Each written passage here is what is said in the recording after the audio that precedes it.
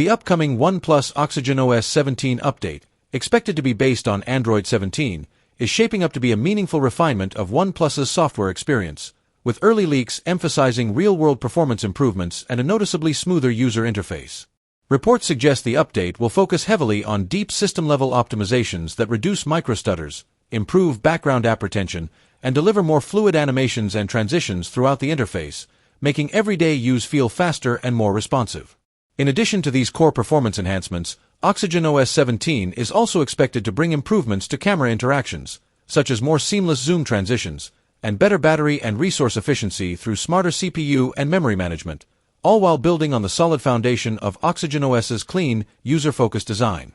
While OnePlus has yet to announce an official release date, the update will likely debut on new flagship devices first before rolling out to older models in a phased schedule once Android 17 is finalized.